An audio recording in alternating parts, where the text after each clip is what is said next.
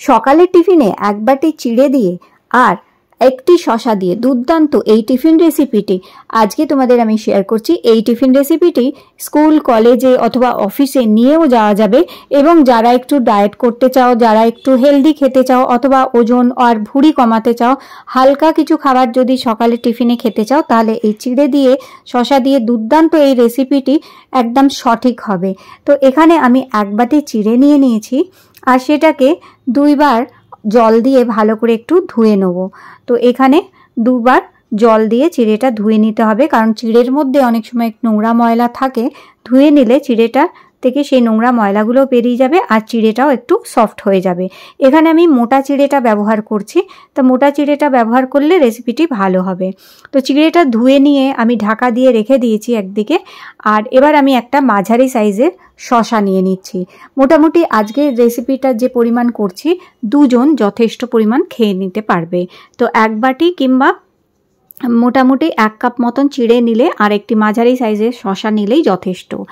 আর এবার শশাটা খোসাটা ছাড়িয়ে নিয়ে শশার দুই দিকটা বাদ দিয়ে দিতে হবে একটু, নাহলে তেতো ভাব থাকতে পারে। আর এবার এই যে গ্রেটার আছে, গ্রেটারে কুড়িয়ে নেব। যদি গ্রেটার না থাকে কোনো সমস্যা নেই, বটির মধ্যেও একটু ছোট ছোট করে ঝিরিঝিরি করে শশাটা কুচিয়ে নিলেও হবে। আর গ্রেটারে করলে একটু তাড়াতাড়ি হয়ে যায়, সেই কারণে গ্রেটারে করে নিচ্ছি। তো যাদের কাছে নেই তাদের চিন্তা করার কোনো কারণ নেই, বটিতেই অথবা ছুরি দিয়েও ঝিরিঝিরি করে একটু শশাটা কেটে নিলেই হবে। এই যেখানে সমস্ত শশাটা কোরানো হয়ে গেছে। আর এরপর আমাদের এখানে লাগবে একটু কাঁচা লঙ্কা। তো ঝালটা তোমরা যেমন খেতে চাও সেই অনুযায়ী ঝালটা কম অথবা বেশি করে নিতে পারো। তো আমি এখানে মাত্র 2টি কাঁচা লঙ্কা দিচ্ছি, যেহেতু কাঁচা লঙ্কাগুলো একটু ঝাল আছে তাই আমি 2টোই দিচ্ছি। তোমরা যদি আরেকটু ঝাল ঝাল খেতে চাও তাহলে আরেকটু বেশি কাঁচা লঙ্কাও এখানে ব্যবহার করতে পারো। এরপরে আমি এখানে নিয়েছি পেঁয়াজ শাক কিংবা পেঁয়াজ পাতা। এটাও অপশনাল হচ্ছে, এর বদলে এখানে কিন্তু পেঁয়াজ ব্যবহার করা যেতে পারে। যেহেতু আমি এটাকে একটু হেলদি ওয়েতে করছি আর একটু ওয়েট লস রেসিপি হিসাবে করছি, তাই আমি এখানে পেঁয়াজ পাতা ব্যবহার করছি। কিন্তু যদি পেঁয়াজ পাতা না থাকে তাতে চিন্তা করার কোনো কারণ নেই, এখানে পেঁয়াজও ঝিরিঝিরি করে কুচি করে কেটে ব্যবহার করা যাবে। তো এখানে আমি পেঁয়াজ শাকটা ঝিরিঝিরি করে কেটে নিচ্ছি। মোটামুটি 1 মুঠো মতন পেঁয়াজ শাক নিলেই যথেষ্ট। আর যদি পেঁয়াজ দাও তাহলে মাঝারি সাইজের একটি পেঁয়াজ কুচি করে কেটে নিয়ে দিয়ে দিতে পারবে। এবার গ্যাসটা জ্বালিয়ে নিয়ে একটি ফ্রাইং প্যান বসিয়ে তার মধ্যে আমি 1 ছোট চামচ একটু সাদা তেল দেবো। আর সাদা তেলটা দেওয়ার পর আমি অল্প সামান্য একটুখানি ঘি দিচ্ছি, এই কারণ এটার টেস্ট কিন্তু অনেক বেশি ভালো হবে খেতে। তোমরা চাইলে সম্পূর্ণটাও ঘিয়ে করতে পারো অথবা ঘিয়ের বদলে শুধু সাদা তেলও ব্যবহার করতে পারো।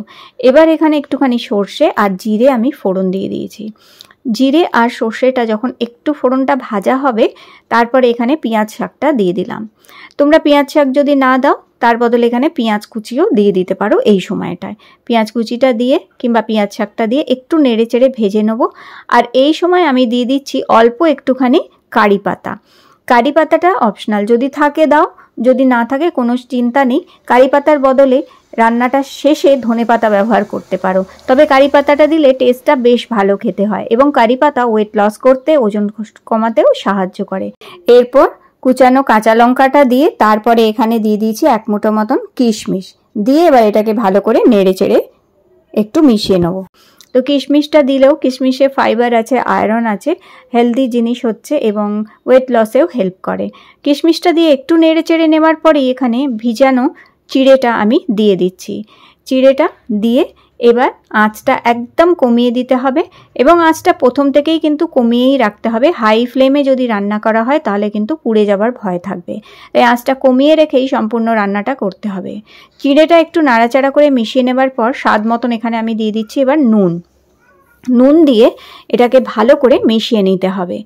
ভালো করে মিশিয়ে নেওয়ার পর এইবার দিয়ে দিতে হবে এখানে শশাটা দিয়ে একটা ভালো করে মিশিয়ে নিতে হবে। আর শশাটা দেওয়ার পর আর বেশি আমরা এটাকে যেটা হচ্ছে ফ্লেমে রাখবো না, এবার গ্যাসটা অফ করে দিতে হবে। শশাটা দেওয়ার পর গ্যাসটা অফ করে দিয়ে আমাদের ভালো করে চিড়ের সাথে এটাকে মিশিয়ে নিতে হবে। এরপর ভালো করে শশাটা চিড়ের সাথে মিশিয়ে নেবে। আর এই সময় যেটা হচ্ছে ফ্রাইং প্যানটা কিন্তু গরমই আছে, তাই কোনো সমস্যা নেই। শশার যে জলটা থাকবে সেটা চিড়ে টা শুষে নেয়, তাতে ঝরঝরেই তৈরি হয়। আর এরপর আমাদের যেটা দিতে হবে এখানে 1 চামচ মতন জল ঝরানো টক দই। এই যেখানে 1 চামচ টক দই দিয়ে দিলাম, একটু ঘন টক দই দিলে এটা খেতে ভালো লাগবে। তো এখানে টক দইটা দিয়ে ভালো করে ঝটপট করে এবার এটা মিশিয়ে নিচ্ছি আমি। আর এই সময় গ্যাসটা অফ করে দিতে হবে। গ্যাস অফ করে দিয়ে ভালো করে চিড়ের সাথে এটা মিশিয়ে নিতে হবে। এটা কিছুক্ষণ রাখা থাকলেই ঝরঝরে হয়ে যায়, তাই এটা যদি প্রথম দিকে একটু দলা মতন পাকিয়ে থাকে তার জন্য চিন্তা করার কোনো কারণ নেই, একটুখানি রেখে দিলে এটা কিন্তু আবার ঝরঝরে হয়ে যায়, যেহেতু চিড়েটা সমস্ত জলটা টেনে নেয় সেই কারণে। ভালো করে টক দইটা এখানে মিশিয়ে নিতে হবে আমাদের। তো এইভাবে টক দইটাও খুব ভালো করে মিক্স করে নিয়েছি এখানে। এরপর এর টেস্টটা ব্যালেন্স করার জন্য আমি এখানে একটুখানি মধু ব্যবহার করব। কিন্তু তোমরা কেউ যদি ডায়াবেটিক হয়ে থাকো, সুগার আছে, কেউ মধু খেতে চান না, তো মধুটা বাদ দিতে পারেন।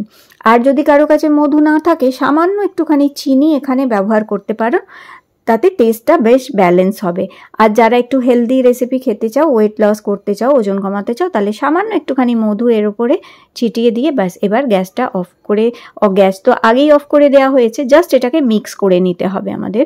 মধুটাকে ভালো করে মিক্স করে নিয়ে জাস্ট 2 মিনিট এইভাবেই ফ্রাইং প্যানে রেখে দিয়েই তারপর এটা সার্ভ করার জন্য একদম রেডি হয়ে যাবে। ব্যাস এটাতে আর কিছু দেওয়ার প্রয়োজন নেই। হ্যাঁ, একটু ধনেপাতা কুচি ওপর থেকে দেয়া যেতে পারে এর মধ্যে। তো ব্যাস গরম গরম এই চিড়ে আর শশার পোহা সার্ভ করতে পারো সকালের জলখাবারে, অথবা এটা বাচ্চাদের টিফিনে কিংবা অফিস কলেজের টিফিনেও নেওয়া যেতে পারে। খুবই হেলদি, টেস্টি, ওয়েট লস একটা রেসিপি হচ্ছে। আর এটা খেলে পেট ভারও করবে না, বেশ পেটের জন্য হালকা হচ্ছে, অল্প তেলে একদম রান্না করা, আর সমস্ত হেলদি জিনিস দিয়েই রান্না করা হচ্ছে এটি। তো অবশ্যই এই সকালে টিফিনে ঝটপট করে এরকম একটা পোহা রেসিপি ট্রাই করে দেখতে পারো। বাচ্চা থেকে বড় সকলেরই খেতে এটি ভালো লাগবে। আর আজকের এই রেসিপিটি তোমাদের যদি ভালো লেগে থাকে অবশ্যই লাইক দিয়ে আমার এই চ্যানেলটি সাবস্ক্রাইব করে রাখবে। আগামী দিনে তোমাদের সাথে আরও ভালো ভালো কিছু রেসিপিস আমি অবশ্যই শেয়ার করার চেষ্টা করব। তাহলে অবশ্যই আমার এই চিড়ের রেসিপিটা ট্রাই করে দেখো বন্ধুরা। আর আবার দেখা হচ্ছে তোমাদের সাথে কালকে নতুন একটা রেসিপির সাথে।